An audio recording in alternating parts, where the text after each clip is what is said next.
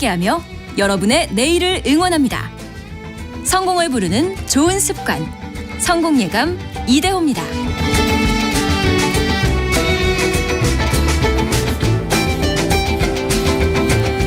성공예감 이대호입니다. 2부 문이 열렸습니다.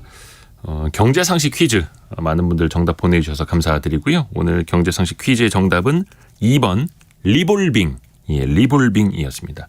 카드 먼저 일부분만 결제를 하고 나머지는 후에 갚는 것. 물론 높은 수수료 이자를 내면서요. 6275님, 저도 이걸 이용 중인데 이자 비싸도 형편 때문에 어쩔 수가 없어서요. 에휴, 이렇게 보내주셨고요. 9086님은 카드를 마음껏 한 번이라도 써봤으면 좋겠어요. 한 달 먹는 것도 당장 걱정 중이라서요. 라고 보내주셨네요. 5723님은 편집장님, 늦게 보내는 청취자도 읽어주세요. 저는 신용불량자에서 개인회생 신청해서 현재는 신용등급 2급으로 상향됐는데 참 인생이 무상하더라고요. 라고 하죠. 아이고, 그래도 회생하셨고 신용등급 상향도 되셨네요. 아유, 축하드립니다. 예, 정말로 열심히 살아오신 겁니다. 예, 5723님 힘내시길 바라겠고요. 오늘 코스피 코스닥은 조금 약세입니다. 코스피는 2495포인트로 0.7% 정도 떨어지고 있고 코스닥은 828포인트로 거의 14포인트 1.65% 약세. 예, 코스닥이 오늘 더 많이 약세네요. 최근에 그 뉴스 보셨나요? 지금 5월 초인데 베트남, 태국 이런 곳에 지금 기온이 44도, 45도 막 이렇게까지 오른다고 합니다.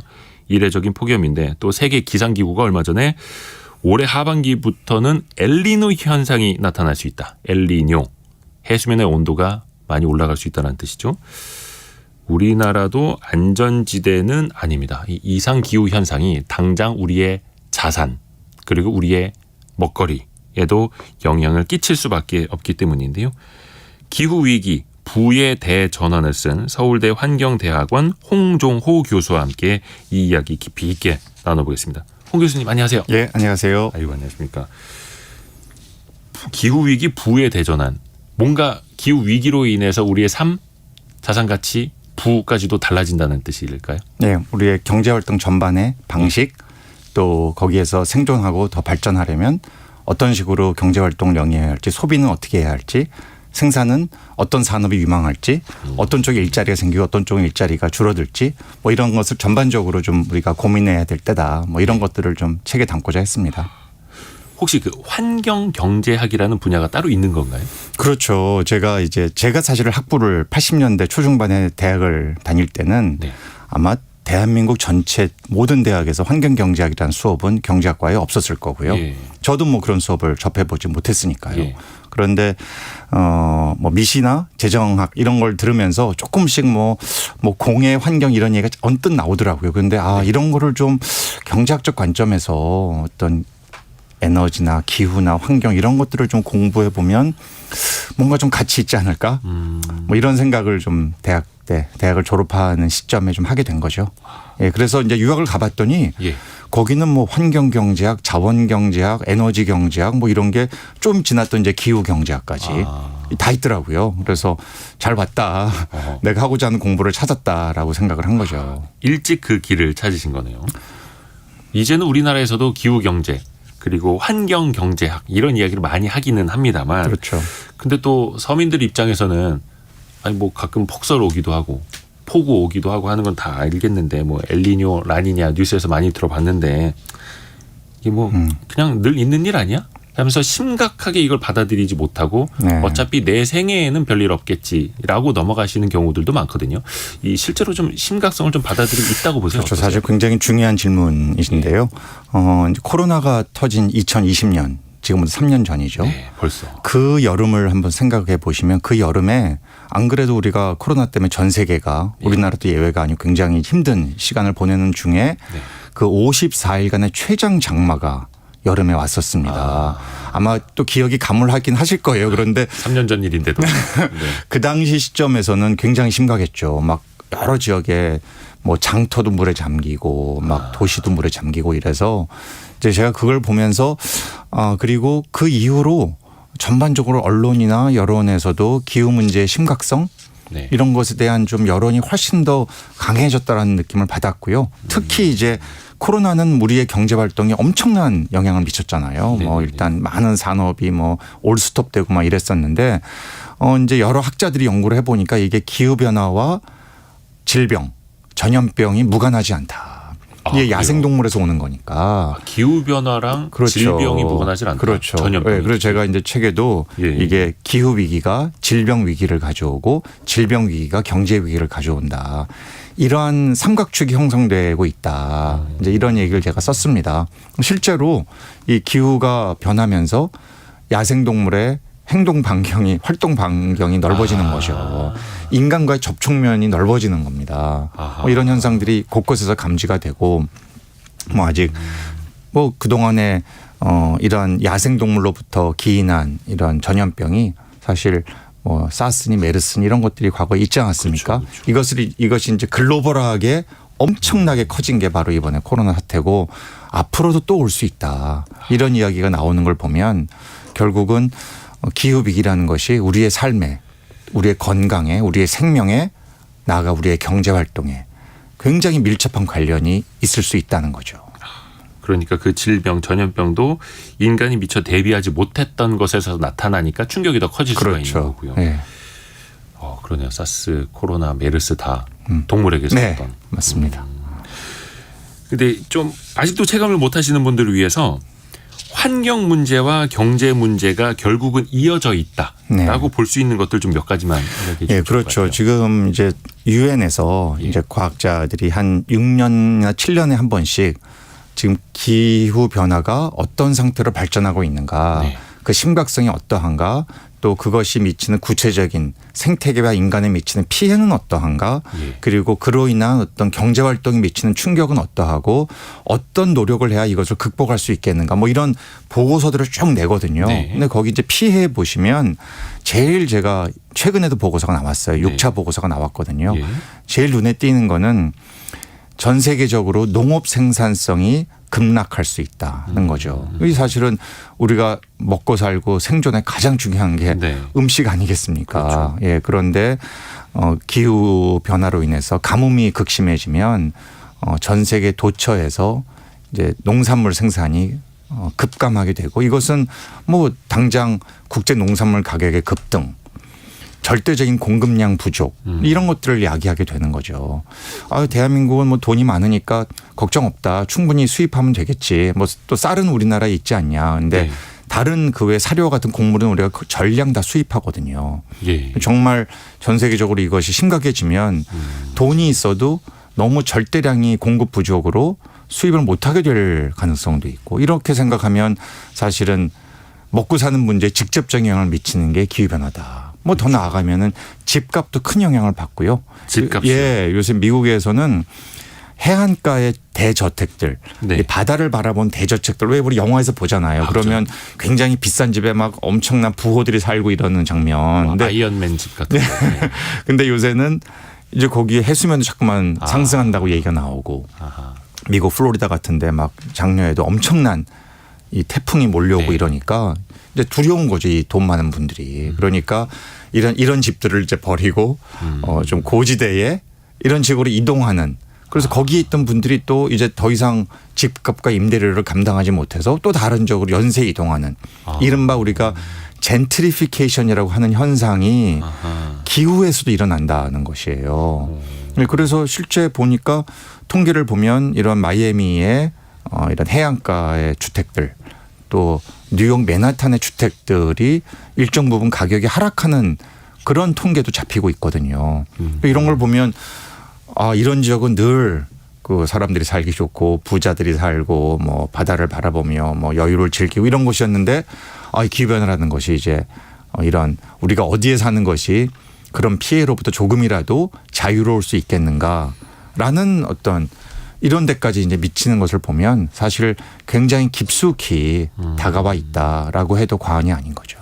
그 젠트리피케이션이라는 용어를 경제 기사에서 집값이 너무 올라서, 임대료가 너무 올라서 사람들이 외지로 약간은 쫓겨나듯이 그렇죠. 기존에 살고 있던 분들이 빠져나가는 나가는 현상인데, 현상. 네. 근데 이거를 기후 때문에 사람들이 또 이동을 해야 하는 네. 그런 상황에도 예. 빗대서 쓸 수 네. 있는 거고요. 예, 연쇄 이동이 일어나는 거죠. 그러게요. 참 이게 영화에서나 아니면 뉴스에서나 간혹 봤는데 그 해안 저지대만의 문제일 거라고 봤는데 거기에 국한되지 않는다는 거죠. 네, 그렇죠. 그 사실은 아무래도 이제 저지대 또 이제 취약계층, 저소득층 분들이 또 살고 계시는 데는 네. 이런 호우나 이런 비에 또 취약하지 않습니까? 우리나라도 이미 작년만 해도 네. 우리 서울이 물이 잠겼잖아요. 반지하. 그리고 네, 그런데 그런 고통도 있기 때문에 사실은 이런 기후 변화라는 것이 조금만 생각을 해보시면 아 이게 우리의 어떤 생존 또 우리 먹고 사는 문제 이런 거에 굉장히 깊숙이 들어와 있다. 또 소득 계층별 지역별 편차도 크고요. 네. 네, 그러니까 굉장히 또 국가적으로도 고민할 부분들이 많은 거죠. 근데 이거 기후 때문에 혹은 기온 때문에 학업 능력도 좀 달라진다는 예, 말이 이것은 이제 미국에서 한 연구인데요. 굉장히 대단히 연구예요. 그래서 미국의 전 지역에 걸쳐서 중고등학교 학생들의 성적을 예. 기준으로 날씨가 바뀌었을 때, 예. 즉 더위가 찾아왔을 때 학생들의 성적이 어떻게 영향을 받는가 네. 이런 것을 이제 미국에서 한 연구인데요. 네. 상당히 그 미국 학계에 또 정치권에 그 충격을 신선하다기보다는 심각하다라는 충격을 준 그런 연구 결과죠. 네. 날씨가 더워지면 일정 정도 성적이 떨어지더라. 예, 그런데 물론 이제 에어 컨디셔너를 통해서 예. 계속 차게 이제 실내를 쾌적하게 하면 네. 상대적으로 영향은 덜 받는 건 사실인데요. 이게 또 보니까 미국의 지역별로 같은 도시라고 하더라도 그 도시 안에서도 좀 저소득층 또 미국을 치면 아프리카계 미국인 네. 흑인들이 사는 거주하는 지역 히스패닉 좀 저소득층 집중 지역 이런 지역에는 다른 지역에 비해서 에어컨 보급률이 또 낮더라고요. 그렇죠. 이거는 한국은 사실은 상당 정도 에어컨이 학교에 많이 보급이 돼 있는데 네. 미국은 또 지역별로 에어컨 보급률이 뭐 어떤 지역은 50%가 안 되는 지역도 있고요. 그럼 빈부격차 또 예, 크니까. 그런 것들이 네. 이런 데서 나타나는구나 싶어서 그러니까 결국 앞으로 여름에 오는 더위라는 것이 이게 조금 더 넓게 해석을 하자면 사람의 생산성에 영향을 미친다. 그러니까 이 공부 생산성에 영향을 미치는 게 이제 시험 성적이고요. 직장에서 너무 덥기 때문에 네. 특히 야외에서 일하는 경우 이런 어떤 노동자들 경우에는 상당히 영향을 받을 수가 있고 생산성이 떨어질 수도 네, 있고. 그렇죠. 이런 것이 상당히 여러 산업 분야에 걸쳐서 영향을 미칠 수 있다라는 것들이 이제 최근에 우리 경제학계에 굉장히 큰 관심 주된 영역 중에 하나입니다. 또 그 기온이 올라가면은 임신하신 분들 조산이라든지 예, 그런 거 사산 가능성도 높아져요. 예, 이런 건 이제 주로 의학계에서 하는 연구인데 저도 뭐 책을 쓰면서 이렇게 예. 그런 논문들을 읽어봤어요. 그랬더니 굉장히 자세하게 뭐 몇 도가 오를 경우 또 기존의 평년보다 얼마가 오를 경우 이제 태아와 산모에 미치는 부정적 영향이 있더라. 이런 연구들이 있어서 이것도 좀 생각해 보면 이게 굉장히 미리 관리를 잘하지 않으면 네네네. 네, 결국 이제 다음 세대까지 직접적으로 영향을 미치는 문제다. 이런 것들이 뭐 곳곳에 뭐 심지어는 제가 이렇게 봤더니 야구 선수들의 그 예. 힛바이 피치볼이라고 하죠. 몸에 맞는 네, 거. 몸에 맞는 거. 네. 이거를 날씨가 더워지면은 그 굉장히 그 투수들이 상대방을 향해서 상대팀을 향해서 이거를 하고자 하는 이런 것도 상대방이 특히 또 위협적인 걸 가했을 때 더 여기에 반응을 강하게 하고 뭐 이런 연구들도 못 참는 거네. 예, 미국 그렇죠. 이게 미국의 워낙 메이저리그가 이제 1년에 경기를 162경기를 하지 네, 않습니까? 한 네, 팀당. 많이 하죠. 어마어마한 빅데이터가 축적이 돼 있어서 이것도 역시 온도가 얼마를 오를 경우 얼마만큼 이 몸에 맞는 공이 발생할 확률이 높아진다. 뭐 이런 연구가 있습니다. 그러니까 굉장히 이게 레크리에이션까지 프로 스포츠에까지 영향을 미치는 굉장히 밀접한 거죠. 우리는 단순히 그냥 여름이 되면 불쾌해 지수가 올라간다. 그럴 때 막 짜증 많이 나고 싸움이 날 가능성 높다라고는 알고 있는데 그게 그냥 여름뿐만이 아니라 전반적으로 기온이 상승하게 되면 인류 자체가 더 불쾌해지고 생산성 뭐 이런 것들이 더 떨어질 수가 있다. 그렇죠. 사실 더워지는 것만이 아니고 이제 가뭄이라든지 아하. 또 엄청난 이제 이 비라든지 이제 홍수라든지 뭐 이런 것들이 미치는 어떤 전체 국가적으로 미치는 영향은 훨씬 큰 거죠. 뭐 인프라가 파괴된다든지 인명 피해가 발생한다든지 대규모의 뭐 말씀드렸지만 농산물 가격이 급등한다든지 이런 것들은 굉장히 우리의 경제 성장에도 영향을 미치는 문제 아닙니까? 그러니까 이게 아주 미시적인 데부터 아주 거시적이고 글로벌한 데까지 다면적으로 다층적으로 영향을 미치는 것이 기후변화다. 이렇게 말씀을 드릴 수 있겠습니다. 혹시 그런 건 있습니까? 우리가 그냥 일반적으로 기후변화에 대응을 해야 된다. 뭐 잘 준비해야 된다라는 거는 이제 관념적으로는 알고는 있는데 그냥 우리가 지금처럼 살면 어떻게 될 거다. 이런 게 뭔가 좀 그렇죠. 이제 경제학자들의 연구는 크게 보면 이제 두 갈래입니다. 기후 위기에 대한 연구가 하나는 지금 쭉 이제 제가 말씀을 나눴지만 여러 가지 피해가 생기니 개인적인 피해, 어떤 공동체적인 피해, 국가적인 피해가 생기니 여기에 미리미리 대응을 해야겠다. 이런 걸 우리가 전문 용어로 적응 정책이다 이래. 적응해야 되니까. 더워지니까 적응을 해야 한다. 네. 적응 안 하고 그냥 날씨가 더 이상 안 더워지면 제일 좋겠지만 이미 발생하고 있으니 여기에 적응하자라는 게 이제 한 가지 방안이고요.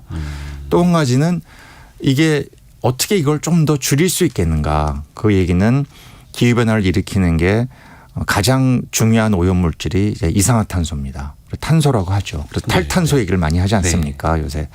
그래서 이 탈탄소를 위한 정책이 무엇이 있겠는가. 이걸 우리가 완화 정책이라고 불러요. 완화시킨다. 완화. 그래서 어떻게 하면 적은 비용을 들여서 가급적 최대한의 효과를 얻을 수 있도록 국가적으로 기업 차원에서 개인 차원에서 이 완화의 노력을 할 수 있을 것인가. 이것도 이제 굉장히 학계에서 관심을 갖고 좀 더 효과적인 정책을 만들어내기 위해 노력하는 굉장히 중요한 분야라고 할 수 있죠. 그래야 조금이라도 피해가 줄어들지 않겠습니까? 그렇죠. 그래서 적응 정책과 완화 정책이 양날개로 같이 가야 되네요. 그렇죠. 맞습니다. 그 완화 정책 중에서 대표적인 게 뭐 탄소세, 네, 그렇죠. 탄소 배출권, 거래제. 그렇죠. 요거는 그러면 좀 어떻게 평가하세요? 이 제도 자체는? 이 두 가지가 우리 경제학자들이 제안한 현재까지 가장 효과적이고 부작용이 적은 보완적이면서도 경쟁적인 이런 정책으로 돼 있어요. 네. 아주 재미있는 것은 전 세계적으로 이 탄소세를 도입한 국가들 또 배출권 거래제를 도입한 국가들의 숫자가 상당히 비슷하다는 거고요.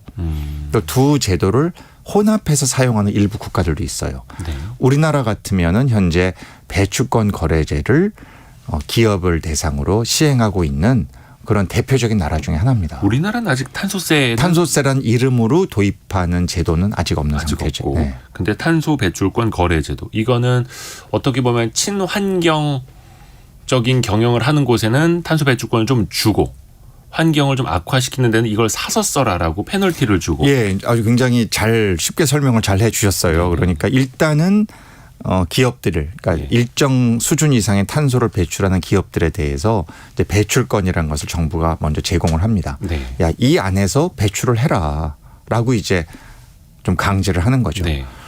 기존의 배출량이 되게 많았던 기업들은 배출권이 적으니 많이 줄여야 되잖아요. 그런데 줄이는 양이 도저히 못 줄이겠어. 너무 비싸가지고 너무 뭐 새로운 기술도 적용해야 되고 투자도 많이 해야 되고 너무 부담스러워요. 그러면 시장에 나와 있는 배출권을 구입을 하는 거죠. 네. 그럼 누가 이걸 판매하느냐? 아까 말씀해 주신 대로 어떤 기업들은 미리 준비를 해온 거죠. 야, 앞으로는 탈탄소 세상으로 간다. 그래야만 우리가 시장에서 경쟁력이 있다 해서 미리 기술 개발도 하고 새로운 어떤 생산 공정도 적용을 해온 거죠. 그러면은 정부에서 받은 배출권보다 훨씬 더 많이 줄일 수가 있는 거예요. 네. 상대적으로 적은 비용으로. 그러면은 잉여 배출권이 있지 않겠습니까? 네. 이걸 시장에 내다 파는 거죠. 팔고 수입을 또 챙기는. 그러니까 결국 시장에서 누군가는 배출권으로 인해서 위너가 되고 누구는 루저가 되는. 뭐 어떻게 보면 공평한 이런 시장 제도를 만들자 하는 것이 이제 배출권 거래 제도의 취지입니다. 일종의 그 탄소 배출할 수 있는 총량을 버스에다 비유하자면 버스 티켓을 나눠주고 그 모자라는 기업은 사서 타세요. 남는 기업은 그 팔아서 이익으로 거둬도 돼요. 네, 뭐 그런 거죠. 어떤 기업들 보니까 이 탄소 배출권 팔아가지고 꽤 많은 이익을 거두기도 하더라고요. 실적에도 많이 반영이 되고. 맞아요. 그런 방향으로 우리가 이제 완화 정책으로 유도를 계속하는 거고. 근데 이제 유럽 쪽에서 아마 먼저 나온 걸로 알고 있는데 탄소 중립. 뭐 한 2050년 되면은 우리가 배출하는 것과 걷어들이는 것을 그러니까 넷제로라고 예, 하죠. 순배출 제로. 예, 우리말로 그러니까 하면 영으로 만들겠다. 영으로 만들겠다는 거죠. 이게 혹시 교수님이 보시기에는 2050년까지 확실히 예, 가능할까요? 이게 사실 아마 인류가 지금 직면한 예. 가장 큰 어떤 도전이 아닐까 싶거든요. 네. 왜냐하면 현재 이제 과학자들의 두려움은 앞으로 산업혁명 이전과 비교해서 네. 평균 지구 온도가 1.5도 섭씨 1.5도를 넘어가면 네. 지금까지 봐왔던 것보다 훨씬 더 심각한 기후 피해에 노출될 거다. 근데 이런 이야기를 계속해서 많은 연구를 통해서 제시하고 있거든요. 현재 한 1.1도에서 1.2도까지 왔다는 거예요. 그리고 앞으로 혹 어떤 이제 과학자들은 앞으로 이제 이 0.3도 또는 0.4도 올라가는데 10년이 채 안 남았다. 예. 이런 얘기가 나오거든요. 그러면은 그 다음부터는 훨씬 더 지금까지 겪었던 것을 넘어서는 기후 재앙이 올 수 있으니 빨리 준비하자. 네. 그래서 목표를 앞으로 27년 후죠. 27년 남았네요. 27년 남은 네. 2050년까지는 최대한도로 탄소 배출을 줄이고 그래서 못 줄이는 것은 자연적인 또 인위적인 흡수원을 통해서 흡수해서 순배출을 제로로 만들자. 국가 단위에서. 네. 국가 정도가 아니고 지구 전체적으로 하자. 이런 이야기들이 계속해서 나오는 거죠. 그래서 사실 이미 전 세계 많은 국가들이 대한민국을 포함한 거죠. 그죠. 우리나라도 네. 선언을 했고. 해서 2050년까지 탈탄소 넷제로를 탄소 중립을 하겠다라고 이제 선언을 했는데 네. 말로 하는 것과 실천은 또 굉장히 사실은 간극이 있을 수 있습니다. 그래서 지금까지 나온 성적표로 보면 네. 유럽의 일부 국가들은 굉장히 그 목표대로 나름 순항을 하고 있는 거죠. 그러나 뭐 아쉽게도 또 안타깝게도 대한민국은 지금의 추세를 보면 과연 이게 달성이 가능할까? 예, 아직은 그렇게 낙관할 수 없는 솔직한 제 평가입니다. 근데 그 외국에서 그 대한민국을 놓고 탄소 뭐 악당 국가 뭐 깡패 국가 이렇게도 부른다면서요? 저 네, 그것도 이제 되게 몇 년 충격받았어요. 전에 이제 어떤 시민단체에서 이제 그런 식으로 몇 나라를 콕 집어서 예. 이제 대한민국도 거기 들어갔거든요. 몇 년 전 일이긴 합니다. 네. 근데 사실 그 뒤에 이제 대한민국도 2018년을 정점으로 조금씩 이제 탄소 배출이 좀 급등락은 있습니다만 네. 조금 이제 전반적으로 약간 내려가는 추세고요. 예, 그리고 어쨌든 이제 앞으로 재생에 좀 늘리겠다라는 얘기도 했고 2030년까지 40% 감축하겠다라는 목표도 제시했고 2050년까지 넷제로 하겠다 이런 목표를 다 제시하고 나름 이제 노력을 하고 있는데다가 무엇보다도 탄소 배출의 책임이 큰 산업계 그리고 발전 부문에서 이 심각성을 잘 알고 있습니다. 예, 그래서 그런 방향 노력을 하고 있기 때문에 앞으로는 이제 기후 악당 더 이상 아니고 정말 앞서가는 나라다. 이 탈탄소에 있어서 정말 그 많은 어려움에도 불구하고 그런 노력을 꾸준히 하는 나라다라는 평가를 반드시 대한민국이 받아야 되고요. 네. 문제는 그렇게 평가를 못 받지 않습니까? 평가가 박하게 되면 이게 단순히 어떤 기후 책임을 못 다한 나라 정도가 아니고 우리나라 산업, 기업에 미치는 악영향이 굉장히 클 것이다. 이게 제가 사실은 가장 우려하는 바죠.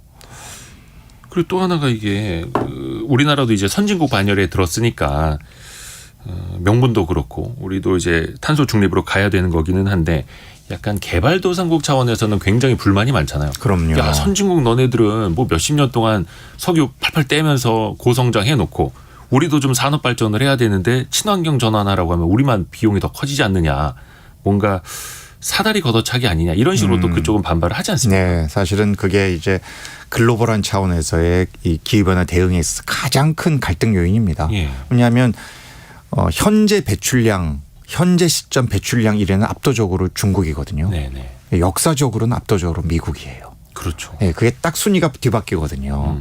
그리고 역사적으로 보면 뭐 유럽의 이런 주요 국가들 이런 국가들이 또 앞순위에 있습니다. 최근에는 많이 좀 배출을 적게 하지만 네. 아시아의 국가들은 역사적으로 보면은 앞순위에 별로 없지만 또 현재 배출로 보면은 뭐 인도, 인도네시아, 한국, 일본 다 앞순위에 있거든요. 네네. 이런 것들이 이제 그 어떤 간극이어서 그 중에 이제 일본과 한국은 뭐 이미 선진국이어서 다르지만 네.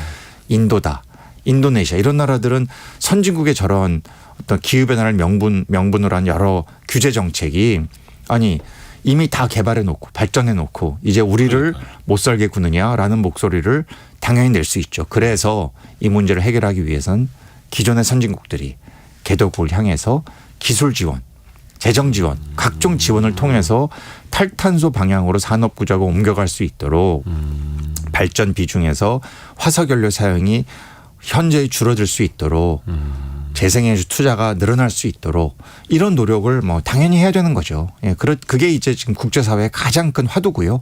그런 노력을 선진국이 게을리하거나 그냥 나 몰라라 하게 되면 아마 여러 최근에 많은 배출하는 개도국 입장에서는 내가 여기에 왜 이렇게 고생과 고통을 받아야 하느냐라는 이야기가 더 목소리가 커질 수 있다. 그러니까 선진국이 기술로도 도와주고 돈으로도 도와주고 해서 조금 책임을 나누어서 지는. 그렇죠. 근데 당연히 돈이 좀 드는. 돈이 많이 들고 사실 도와준다기보다도 어떻게 보면 이미 선진국이 누려왔던 과거에 예. 이런 탄소 배출을 이제 매개로 이미 먼저 성장한 나라들의 어떤 마땅한 책임 이렇게 얘기해도 저는 뭐 과장이 아니다라고 생각을 합니다. 그래서 또 이어지는 이야기가 그린플레이션이라고 해서 네. 우리가 뭐 싼 연료 당장 구할 수 있는 뭐 원유, 석탄 이런 것 떼면은 가격은 뭐 저렴하게 우리가 에너지를 공급받을 수 있는데 뭔가 태양광 에너지 발전을 짓고 뭐 풍력 타워 세우고 없었던 인프라 갖추고 하면 또 돈이 들지 않습니까? 네. 그것 맞아요. 때문에 친환경 에너지는 아직까지는 그래도 조금 값이 더 높은 상황이기는 한데 이것에 대한 또 불만들도 일각에서는 또 있죠. 그렇죠. 이 사실은 최근에 이제 인플레이션이 전 세계를 뒤덮다 보니 이제 경제 정책을 위반하는 분들도 굉장히 힘들고 그래서 이 기후변화 관련해서도 인플레이션 얘기가 용어들이 많이 나와요. 지금 말씀해 주신 그린플레이션도 있고요. 네.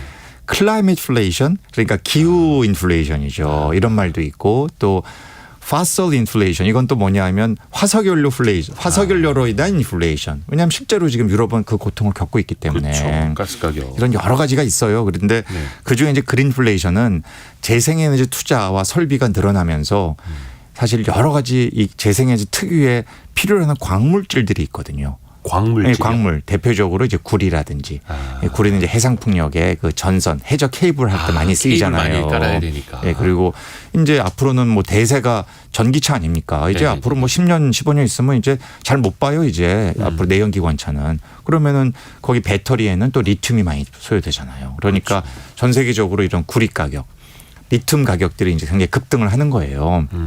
그래서 이런 문제들이 있고 이제 수요는 굉장히 늘어나는데 공급이 아직 거기 못 미치니 가격이 올라가는 현상들이 있어서 근데 이런 거에 대한 좀 두려움이 있는데요. 사실은 크게 보면 오히려 화석연료 사용에 따른 피해는 네. 너무 뭐 이미 말씀드렸듯이 너무나 거대하게 발생하고 있으니까 예. 오죽하면은 기후플레이션이란 말이 나왔겠어요. 예를 들어 예. 농산물 가격이 급등한다든지 이런 거는 뭐 전 세계의 국민 인류가 고통을 받을 수 있는 문제여서 이런 그린플레이션과 같은 이런 어려움이 없는 것은 아니지만 그래도 길게 보면 이 방향으로 가야 하고 워낙에 기술 혁신에 굉장히 빠르게 일어나는 분야가 배터리나 또 풍력이나 태양광에서 나오고 있기 때문에 앞으로 이런 그린플레이션에 대한 두려움은 조금씩 이제 줄어들지 않을까. 왜냐하면 이미 벌써 유럽이나 미국은요 재생에너지 풍력 태양광의 발전 단가가 기존의 화석연료 발전 단가보다 이미 다 떨어져 있거든요. 그래서 앞으로 길게 보면 제일 싼 발전원이 되는 거다. 재생에너지가. 이게 이제 이미 벌써 국제사회에서 다 인정받고 이미 실제로 낮아져 있고요.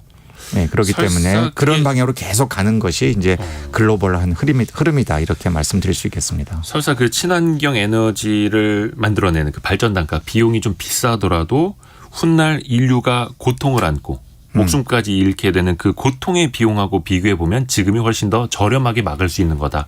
사실은 예, 그런 연구들이 이제 많이 있고요. 예. 저도 뭐 이제 사실 그런 연구들을 이제 해왔었는데 네.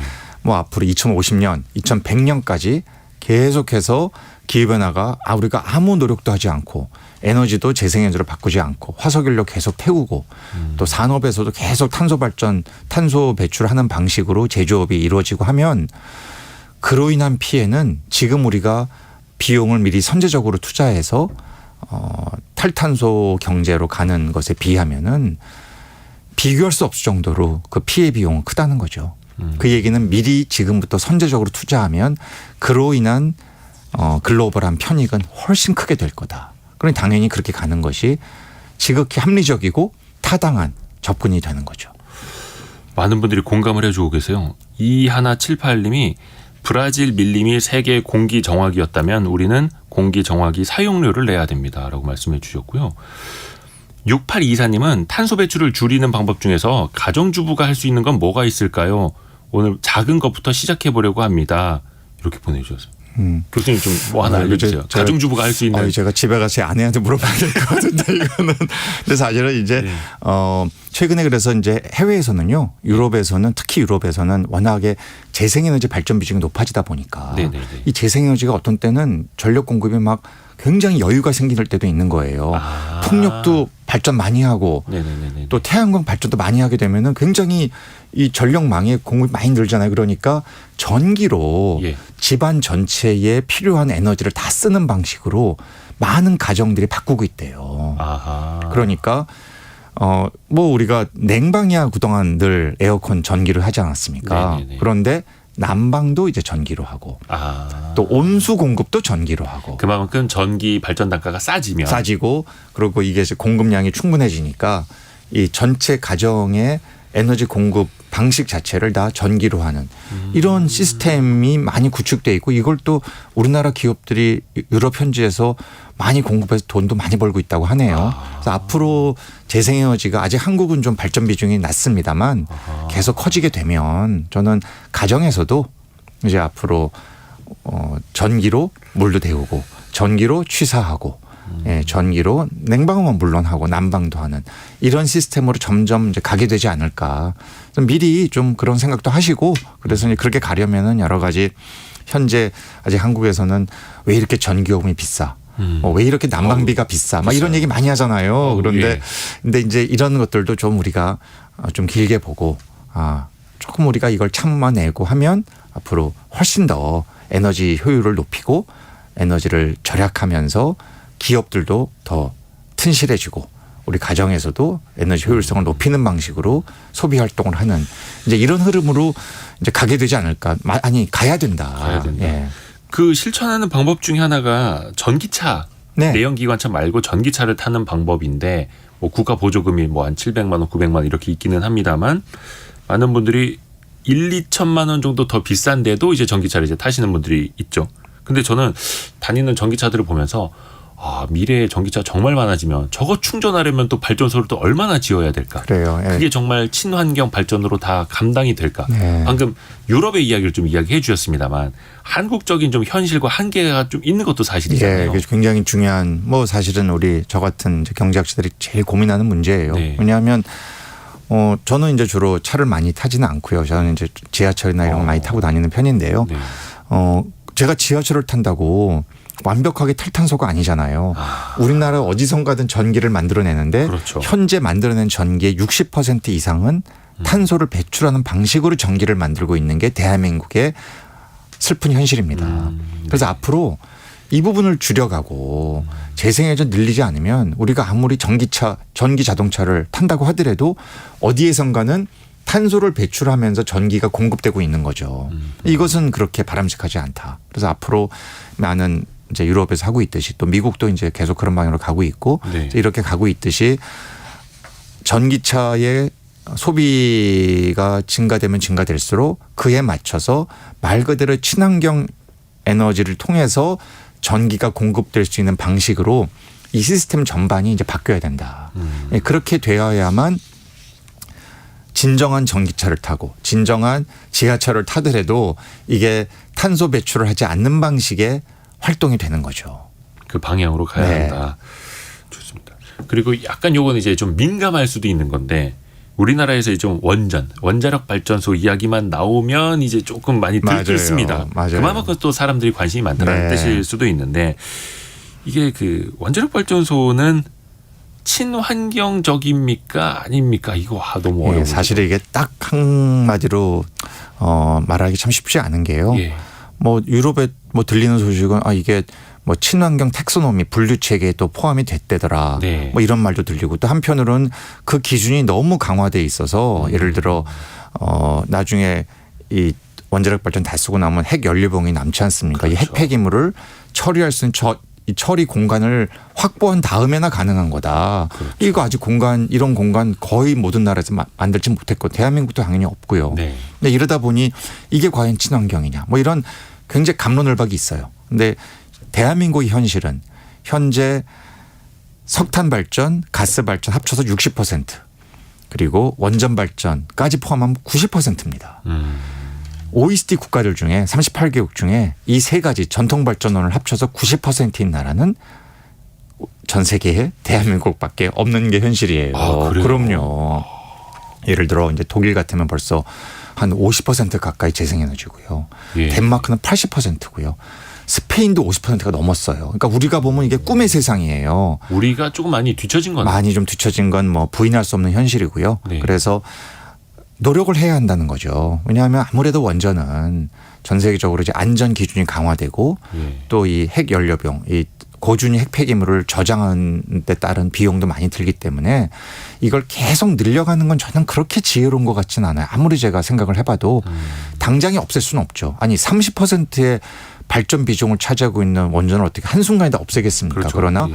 재생에너지가 늘어날수록 여기에 열심히 투자하고 이걸 늘리게 되면 다른 기존의 발전원의 비중은 자연스럽게 이제 줄여갈 수 있는 것 아니겠는가. 그게 다른 나라들도 이제 해왔던 거고요. 그러면서 좀 더 빨리 앞서는 나라들이 있는 거죠. 그래서 그렇게 좀 생각을 우리 국민들께서 하시면서 어떻게 하면 재생에너지의 발전 비중을 늘릴 수 있을까? 어떻게 하면 수용성을 높일 수 있을까? 여기에 좀 우리 마음을 국력을 좀 모아 주시는 게 이게 중요하겠다라는 생각을 저는 늘 하고 있습니다. 맞습니다. 3801 쓰시는 분께서 380 하나님이 5살 아이 키우고 있는 주부입니다. 아이 키우면서 플라스틱 비닐 사용량이 늘어서 조금 비싸더라도 2년 전부터 생분해 물티슈, 아주 생분해 좋으시네요. 빨대 이런 걸 주문해서 사용 중입니다라고. 배달용 플라스틱 용기는 재활용하고 있고요. 야, 박수. 네, 왜냐하면 배워야 플라스틱이나 이런 게 다 석유 기반이거든요. 그렇죠. 그래서 이제 석유 기반을 앞으로 말씀하신 대로 바이오 기반으로 바꾸자. 이제 이런 바이오 플라스틱 쪽에 대한 관심이 지금 생분해도 이제 그런 거죠. 맞습니다. 네. 근데 좀 비싸긴 비싸요. 네. 그래서 우리가 조금 더 손해를 보더라도 이게 손해가 아니라 미래를 위한 많이 써야 규모의 경제가 생겨서 값이 또 떨어집니다. 우리 또 자식 세대를 위한 투자다라고 네. 생각을 해야 되는데 그게 또 쉽지만은 않더라고요. 친환경 시대로 갈수록 우리의 그 삶도 많이 바뀌는데 그 중에서도 일자리도 많이 바뀔 수 있다면서요. 그렇죠. 이제 크게 보면 에너지 전환, 즉 재생에너지다. 네. 또 친환경이다. 친환경 건물이다. 또 이런 쪽으로 일자리가 자연스럽게 우리가 뭐 넓게 보면 이게 이제 그린 산업이 되겠죠. 그린 산업. 네, 그린 산업에 대한 일자리는 자연스럽게 늘어나고 네. 기존의 에너지를 굉장히 집약적으로 쓰는 산업들 또 뭐 화석 연료에 기반한 발전 이런 쪽의 일자리는 아무래도 좀 줄어드는 우리가 이걸 또 통칭해서 뭐 회색 산업 뭐 이런 말을 부르거든요. 네. 그래서 이런 거대한 어떤 산업 전환은 이미 벌써 전 세계적으로 많이 발생하고 있고요.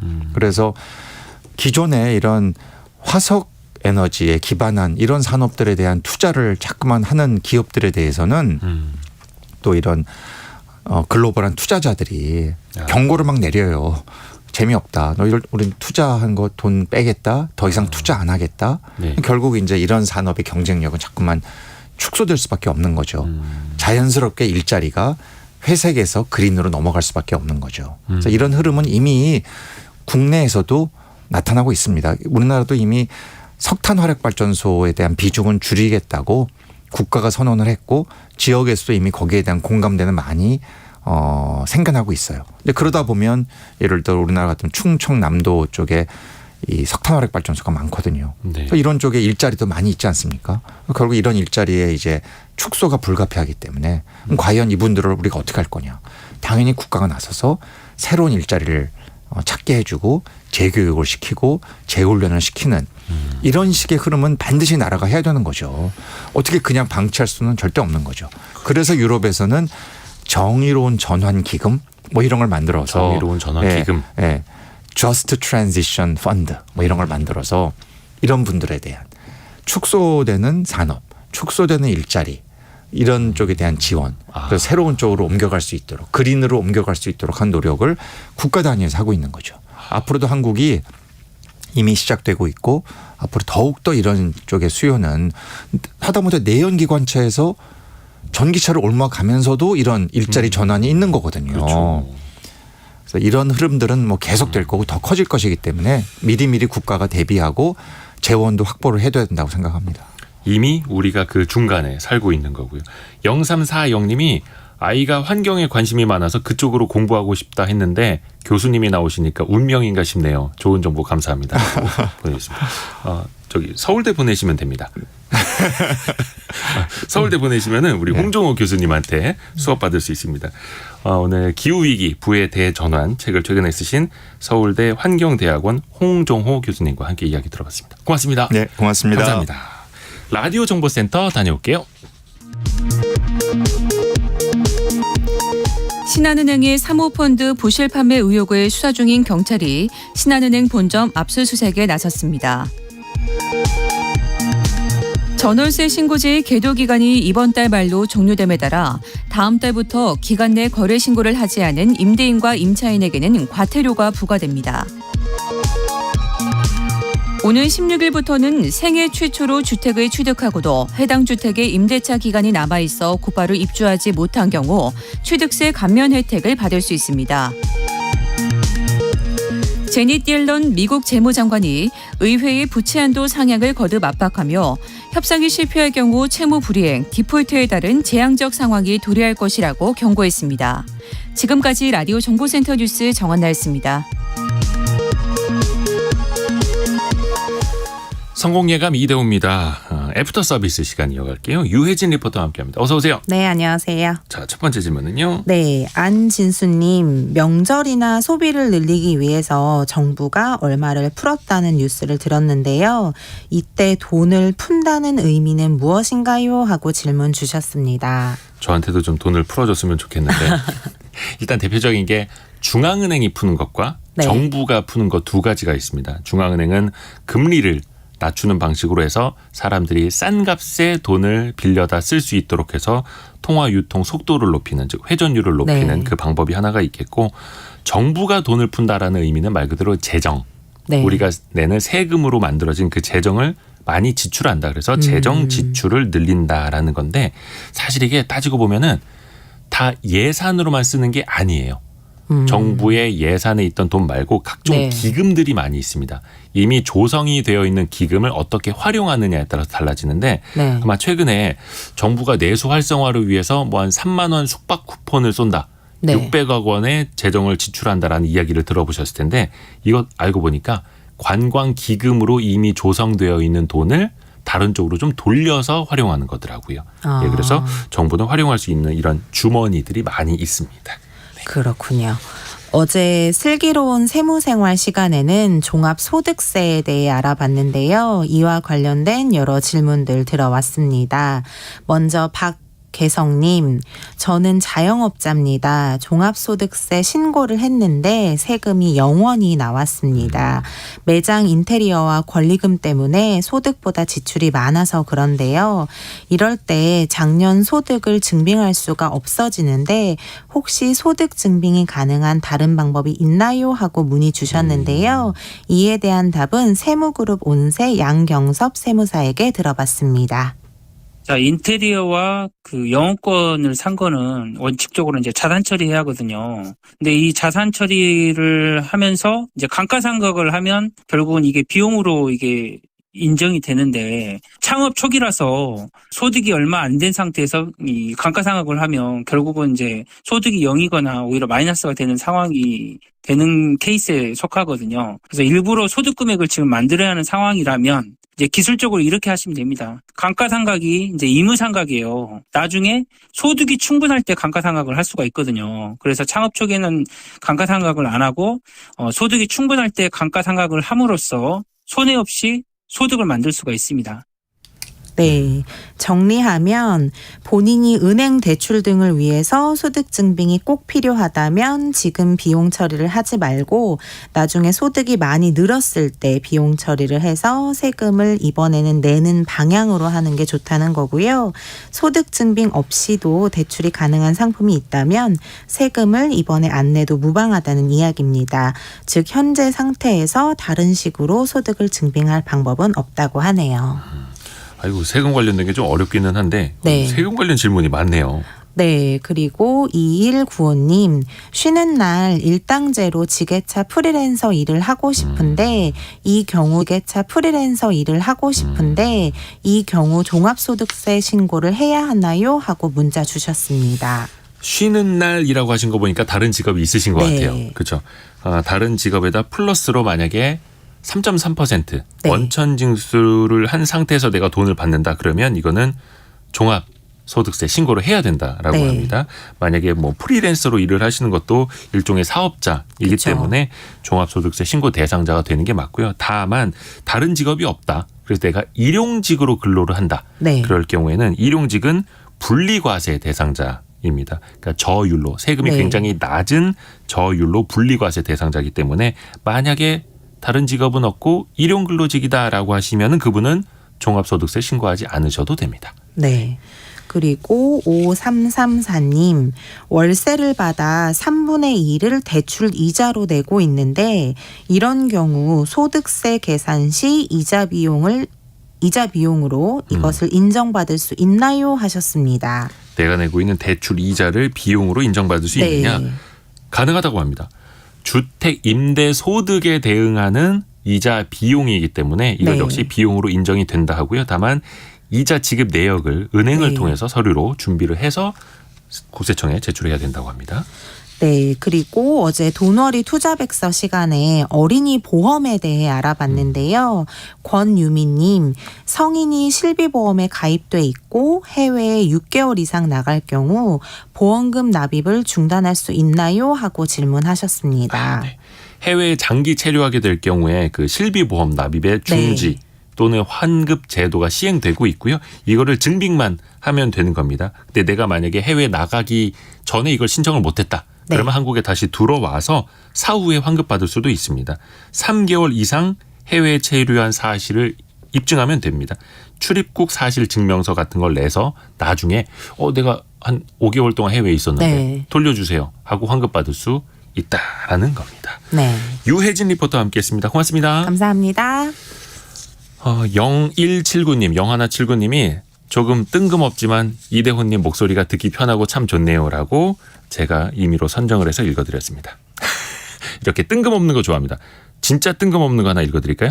오늘 경제상식 퀴즈 정답이 리볼빙이었잖아요. 7982님이 리볼 빙비리빙빙빙.